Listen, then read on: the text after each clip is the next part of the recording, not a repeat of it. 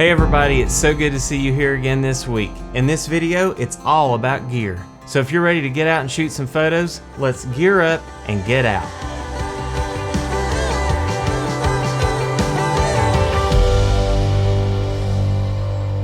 Okay, so if you've been following along with me, this is part 4 of my series on the new basics of photography in the mirrorless camera age. And if you've missed any of my previous episodes, I'll post a link to those down in the description. And also, I highly recommend, if you haven't already, download my mobile guide. It's a PDF that you can actually put in books on your iPhone and interact with it. It has little checklists of gear, make sure you pack everything and not forget anything. It has information on composition and exposure that we covered in the previous episodes, as well as some of the stuff we're going to talk about today. So if you enjoy learning about photography, or if you just like going with me on my photo adventures, then I recommend subscribing to my channel and inviting your friends to do the same. Thanks so much. Okay, so some of you are familiar with a lot of the gear that I have out on this table. And for those people who are more familiar or more experienced, this could be kind of like a what's in my bag session.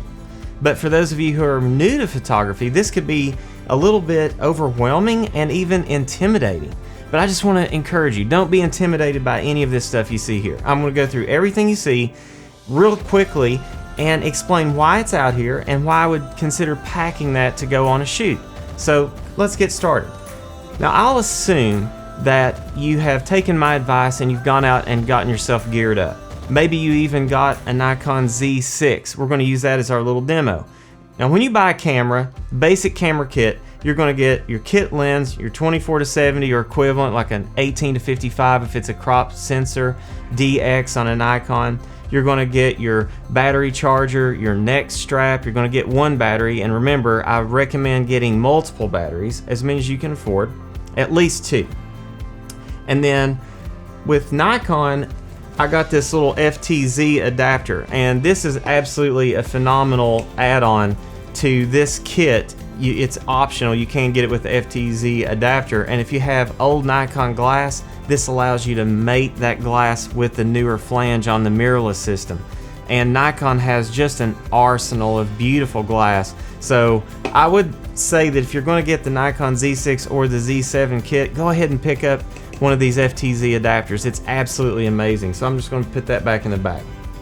Okay, for starters, make sure that you charge your batteries. Even while you're packing and getting all this other stuff ready, get those batteries on the charger, and then before you go out, make sure you confirm that your batteries are charged and you've got them in the camera with you. You don't want to leave those at home on the charger or on the table or something, right? Then go ahead and pack the rest in your bag. Get those things ready. I kind of like to leave the battery in the charger because it almost serves as like a little way to condense. I'll put this over here. Make your kit a little bit smaller by just going ahead and putting the battery in the charger, because then you know that one that's in there is a fresh battery. Now, this one's also a biggie. Make sure that you have your memory card with you. I can't tell you how many times I've nearly left. Okay, I'll admit it. I have left my memory card in the little card reader connected to my computer. That's never good. Also, make sure you format your card before you get out and start firing away new shots. The worst thing to happen is to go out and find this gorgeous sunset, you're taking pictures, only to realize you're out of space. Why? Because you've got 1,000 or 1,200 pictures left over on your card from your previous shoot, and now you're in limbo. What do? Do you format the card and lose what you just shot, or do you meticulously go through and erase all those old photos to make room for the new ones? So card management and data management is a huge part of this. So just make sure you have all of your previous images backed up to your computer, format your memory card before you leave home so that you know it's in the camera, ready to go. When you get out on this shoot location, you are free to fire away. Now the neck strap, we won't talk a lot about this today. I wear these. I use the one straight out of the box. There's a ton of different neck strap accessories you can get, things that screw into the bottom of the camera, shoulder straps, all that kind of stuff. Experiment with those and find out what works best for you. But for beginners, I recommend having the neck strap. It's that extra layer of protection to make sure you don't drop your camera. I'm gonna pack that away. Okay, the first accessory that I would recommend purchasing is a UV filter. This little filter right here is worth the investment of the 30 to 60 to 80 bucks that you're going to spend for it. Why? Because not only does it cut down on a little minute amount of UV haze, it will protect your actual lens in the event that your tripod noses over and hits a rock, or if you fall as you're hiking with your camera. It's much better to break, scratch, or damage this little $50 lens filter than it is your actual $600 or $1,000+ lens. Now the hood is also a little bit flimsy, so just know that this is also kind of a sacrificial item. If it's on your camera and your tripod happens to nose over, this thing can take some of that shock. I've seen that happen. But we'll talk more about lens hoods in future episodes. Your lens cap, just keep it on the camera. It's a good practice to keep it on there, especially when you're moving around between locations, because a tree limb or something can come around and smack that front element, and as you're walking and hiking, it's just accumulating more dust. So just as a general rule, keep that lens cap on at all times. Okay, now let me bounce down here just for a second. You'll notice that I've got my phone, which I know you're going to have. Obviously, you're going to have your phone with you, but remember in some of my previous episodes, we talked about all those awesome apps that you can have on your phone. Of course, my mobile guide as well. You need that out in the field.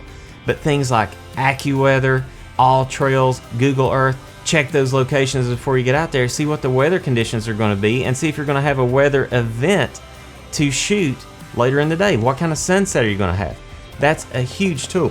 Now, I've got these shades, not just because they're cool and because I'm awesome, but because these are a great preview to what I'm going to talk about next. As you're kitting out and getting your landscape photography kit together, the very next filter after the UV that I recommend that you pick up is a circular polarizer. Now this one's so important that I'm actually going to go out to my pond to show you just what this filter is capable of doing.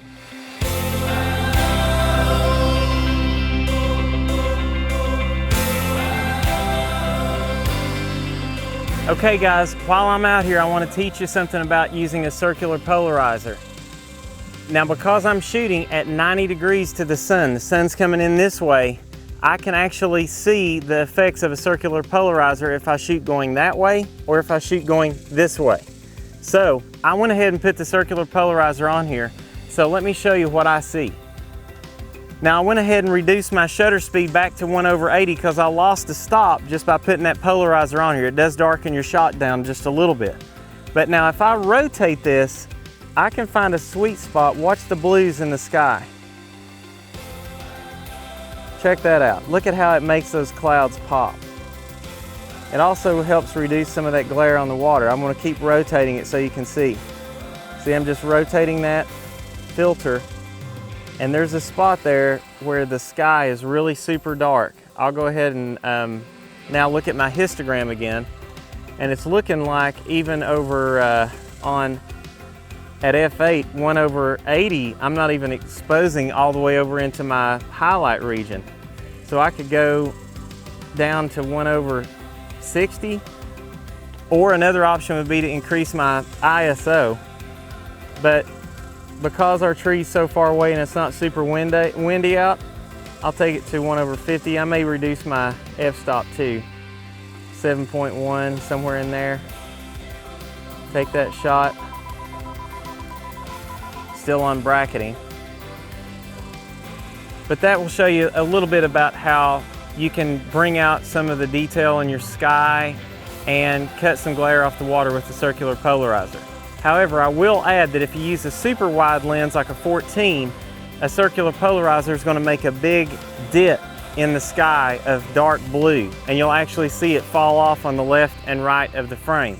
So just know that the wider your lens is, the worse off you're going to be trying to use a circular polarizer. And I would not recommend a circular polarizer for any kind of panorama, otherwise you're going to get banding in your sky. So see, a circular polarizer is a very versatile filter. It can cut through glare, give you a deeper blue sky. It can help you see through the surface of water. It's just an absolutely fantastic filter to have out in the field. Another filter that I recommend is a neutral density filter. You can get a variable ND or a hard stop ND and put that on your lens so that you can control that shutter speed and slow that down. Like if you're shooting waterfalls like this image, or maybe you're shooting water in the ocean as the waves crash, I've been able to get this kind of image by using a much longer shutter speed. Now you'll notice that I've got this little ring right here. The reason is because this native lens has a front element of 72 millimeters, and I like 77 because other lenses in my Nikon kit have a 77 millimeter filter ring. So why would I want to repurchase these filters in other sizes when all I need is about a $20 accessory that will allow me to put my 77 millimeter filters right onto the front of this lens? So a great little pickup right here. If you want to start investing in filters, find out first what is the greatest common denominator on your front element and buy lens filters that will actually fit that. Okay? Now speaking of lenses and filters, the next thing I want to talk about is keeping those clean. You'll notice that I've got a little Giottos rocket here. Let's talk about this first. I may have been accused of being obsessive about this because I really truly am. I've talked about how bad dust is in previous episodes, and it's constantly getting on your lens and getting on your camera. This is a great tool just to knock that surface dust off. Static causes dust to stick to your camera. And another thing I'll say is around that flange, dust loves to accumulate around that little flange. So I'm constantly taking this little rocket and dusting my camera off. It's super important that you keep your camera and all of your gear clean. That even goes into your bag. Vacuum your bag out, because if you're out in the field, you got the lid open on your bag, grass, dust, particles are constantly swirling around and going into that bag, and if over time this felt will actually hold on to that stuff, and then you can have a perfectly clean camera only to contaminate it just by putting it back in the bag. So it's all about keeping your camera clean. Use these microfiber cloths. This one came with one of my filters from Breakthrough Photography, but I love these microfiber cloths because you can use them to clean your glasses like this Ray-Ban cloth, or your lenses, or your filters. And remember, with your filters, clean both sides, because dust can be on the back side, and then it's not going to do a heck of a lot of good to try to blow that off because it's actually trapped between the front element and the glass of the lens. So make sure that you're cleaning all the surfaces of your camera. Now, out in the field, sometimes you get a little bit of finger oil, you're sweaty, things are moving, you're moving quickly, you're threading on your filters. Sometimes it's good to have a little solution like this Zeiss lens cleaner or these little cleaning wipes to get that surface oil off. And it's just real simple. You just spray a little bit on the rag and clean it. You know, that's not rocket science. But what about your sensor? Now that you're working with a big digital camera with an interchangeable lens, it's an issue, because every time you change lenses, you're opening that sensor up for the opportunity for dust to go onto your sensor. There's nothing worse than pulling up a beautiful photo and a whole series of photos only to realize you've got dust on your sensor and you have to go and individually edit out all those little particles on every single shot. It's so frustrating. Keep your sensors clean. Now, I've picked up over the years a really cool little trick on how to find exactly how much dust you have on your sensor. And it's kind of like getting the verdict of a murder trial or something, because you really don't want to know the answer because it's usually bad. But here's what I recommend doing. Take your camera outside, crank your aperture to f/22, your f-stop, as tight as it will go. And then get an appropriate shutter speed so that you don't overexpose or underexpose. And take a picture of the sky. Because when you have that tiny little aperture, it really makes it evident where that dust is on your sensor. Then you come back inside, review that image, punch in and kind of move around, and you can go through every single region of your screen and test to see if you have dust on your sensor. Now, if you do have dust on your sensor, I want to talk about how to get that off real quick. In the meantime, I'm going to talk about changing lenses. When I change lenses, especially out in the field, if I'm outside, I'm always going to keep the nose of the camera down. Why? Because I just have this logic that dust is swirling around, and most of the time gravity is causing that dust to settle. So if you open your lens and take it off your camera with your camera pointed down, it stands to reason for me that the dust that's swirling around is going to have less likelihood of going up. So keep your camera tilted down.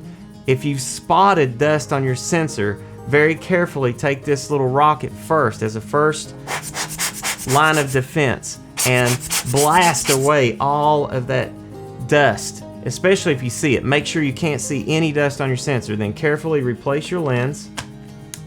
And on the Z6 and Z7, there's actually a feature for automatic sensor cleaning. If your camera has that feature, now would be a good time to do that. Then repeat that step that I told you. Go outside, F22, take another picture of the sky, keep repeating that over and over until you don't have any dust. Now, if this little rocket just doesn't get that dust off, there's a couple more things that you can do that are a little more advanced. This is a tool that I really like.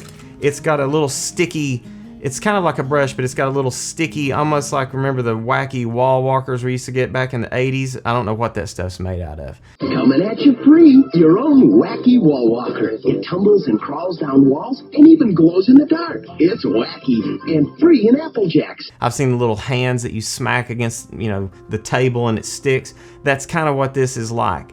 And it has these strips of an adhesive, like a tape, and you use that to dab this on and get all the dust off the tool. Then you can very carefully and lightly press on the sensor and remove sensor dust that way. I've used that tool, and that prevents me from having to use the last line of defense, which is your wet cleaning kit with swabs and solution. And if you haven't been experienced with this, I would recommend going to a camera store and watching them do it once so that you'll kind of look over a professional's shoulder and then you'll learn how to do it. It's really not that big of a deal. I do it all the time when necessary, but use any other means necessary before you do the wet swabs. Another one that I'm about to experiment with is just a sensor brush. It uses static, and Nigel Danson talks about this in one of his videos, but it's a little brush that you can actually use. It's safe to use on your sensor, and it attracts that dust away. So I'm really eager to try that out too. Now, finally, make sure you have your tripod shoes and some sort of multi-tool or little screwdriver that you can take with you to make sure that you can put that on out in the field. Just make sure they end up in your bag. You don't want to be out there in the field and not have your tripod shoe. Lastly, this is a system that I've been using for my lens cloths. These are out and I've kind of used these a couple times, but these have gone through the wash in the laundry. And I always know that if I see one of these little cleaning cloths in my bag in a Ziploc, it's clean. That's kind of like my system. If they're out loose, I know they may have been used. And also, you can kind of give these a little flick too before you use them, and that makes sure that you're not transferring more lint to the camera lens. Okay, so let's pack this stuff away. I'm gonna pack our filters in a nice little slot right here, filter ring adapter, got my lens cap, and speaking of this bag, this is a Low Pro Tahoe 150. It's probably about a $60 bag. I'll post the link in the description if you want to check that out. Put these in here. This is a bag that I will actually pack sometimes if I'm just going out on my pasture. I have a huge camera bag that I will show you in a little bit that I take with me when I'm doing bigger shoots, but this is one that I will gladly pack away because it's just so lightweight. And I love just the small form factor of this bag. It packs up beautifully, and it'll even hold another lens. I've got room in here if I wanted to take another lens, and it's lightweight and it's awesome. Okay, now that we've got our camera gear packed away, we got our batteries charged, we got our tripod shoe, we got cleaning cloths, we've got our card, we confirmed that it's clean, we're ready to go do photography. But now what about you? If you've watched any of my previous videos, I've mentioned I'm super passionate about living a healthy lifestyle and making sure that you physically are ready to do the tasks that God has inspired you and set you on a journey to do. So let's talk about what we're going to pack in here for the human side of photography. Obviously, you're going to take water, and I recommend taking more water than you think you'll need. Now, one thing I like about this little Low Pro bag is it has pockets on both sides, and if you use this Contigo cup with this little handle at the top, I find this to be absolutely amazing that you've got this perfect little handy clip that will keep this from falling out. If you're setting the bag down, it has no chance of falling out of this pocket. Okay, now what about sustenance? Now I use a ketogenic diet. It's a very healthy version of keto. And I recommend, if you haven't tried keto, this is the perfect diet for photographers. And I'm probably going to do some recipes that I've found along the way that I can make little snack bars and brownies and things that pack away perfectly into a camera bag that have that perfect ratio of fat and protein to keep you going when you're out in the field. But in the meantime, I have found a few bars because one of my clients that I do professional work for is a health food store. And I raided their counters and looked through every single protein bar that they had. And here's what I hate about protein bars. Even the ones that you would think are the healthiest have got so much added sugar that's just sneaking in there. And some of them say no added sugars, but they've got a boat ton of sugar alcohols, which aren't really that good for you either. And they can throw you off of your keto plan. These bars, I will put a link to these in the description because I have personally vetted these. And if I don't have time to do one of my recipes, I have a little stash of these that pack away perfectly in your camera bag. And this is not that kind of oily, gooey, melty protein bar that we've all had in our bag before, and you open it, it's literally like fudge. It just oozes out with melted chocolate and stuff. Nobody wants that. But I found these Dang bars. It says, you know, dang, these are good, you know, dang, that's good. Yeah, these bars are awesome. These are a few of my favorite flavors. And these Stoka bars, they've actually changed the formula on these. I just learned this recently. Some people were complaining that they were a little hard. You know, I kind of had to break them off and get a bite out of them. It's like biting off a piece of a rock. These aren't. They've changed the formula up and they're much softer and a much more pleasant and flavorful experience. So I'll put a link to those in the description as well. It's all part of the journey and the experience of being a landscape photographer or a photographer in general. If you keep yourself healthy, if you keep your gear in good working order, and you keep your body nourished, and you have all the energy, and you're physically able to go to these wonderful places and take those hikes to those really hard to get to places, you're going to find more impressive locations. You're going to take more impressive photos, and you're going to be able to share those experiences with more people throughout your journey. So go with me on this. Strike a line in the sand that you're not just going to have photog bod. Okay, we've got certain versions of photog bod, and you know exactly what I'm talking about. Photographers as a category are not the healthiest guys or the most shredded guys in the gym. But I'm going to do a series on working out for photography. I know that's like super niche, right? It's super niche. But I really want to encourage all my photography buddies out there to get a little more healthy, because I think we can all get better at our craft if we're physically able to get out there and do more. Don't you? I do too. And I think God will really reward us for that extra effort of just cherishing the body that He's given us and taking care of it like a temple, you know, and then getting out there and taking beautiful shots that we can share with the world. So guys, I hope that you're getting some value out of this series. I'm not finished yet. We got a couple more to go. But if you've gotten value out of this video, please click subscribe and make sure you click that little bell so that you'll know every time that I go live with another episode.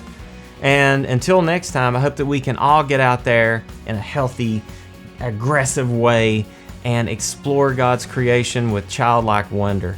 And until next time, I'm eager to see some of your shots, so why don't you post some of the pictures that you are taking, and I may even critique some of those. Post questions in the comments, and I'll get to those questions. I love this interaction, this community that we're building. Give me a thumbs up on this video, and get out there this week and take wonderful pictures. Oh, and I almost forgot, I promised to show you my big backpack. This is the one that I take with me 99% of the time. This is the Low Pro BP Pro Tactic 450 AW. This is an awesome, awesome backpack. And it's the big brother of this Tahoe 150 and the big brother of this Fastpack BP 250 that I've carried on some of my shoots. But this bag is absolutely like the one that I go to on most occasions because it holds everything. It has room for my Z7 right here, which I'm actually filming with, so I can't show you. I've got the Z6 nose down, and it's so deep that it just holds it. It holds my Mavic 2 Pro drone that I shoot a lot of B-roll and landscape photos with it. I have room for the charger and cables down there, and this fits in perfectly. I've got, of course, extra batteries, and I love the side access panel for my 70 to 200. This is also another reason why I have that FTZ adapter, so that I can use one of my favorite lenses from that F-mount collection. So naturally, as you progress as a photographer, you're going from smaller bags to medium bags to bigger bags. You're taking a couple extra lenses with you, extra batteries, maybe even an extra camera body, a drone, extra batteries for that. It gets heavier. Do you see a pattern developing? I do. It means you're going to have to be more and more physically in shape to take more with you as you advance. So I'm inviting you to go on a mission with me as well, not just to learn photography and not just to get out and take better shots, but to be in better shape overall, to have a better life experience. I want to coin a term right now. I want to call it photo keto. It's a healthy version of ketogenic diet. And let me tell you something about keto. You don't get hungry. So you're out in the field, you haven't had breakfast, no big deal. You got your black coffee, got your water with you, you're not hungry. You can keep focused and doing the craft that God has sent you out there to do. I am so sick of the stupid American diet that we have done for so long. Please leave that behind. There is so much information out there. I could probably do a whole separate channel on the keto diet and health and fitness. I've learned so much over the last 10 years. Get rid of photog bod with me and let's go photo keto. You will love the freedom that it will give you to do your craft. Who's with me? And if you just haven't had enough of me this week, here come 2 more links to videos in my series. Good luck out there shooting this week, and thanks so much for tuning in.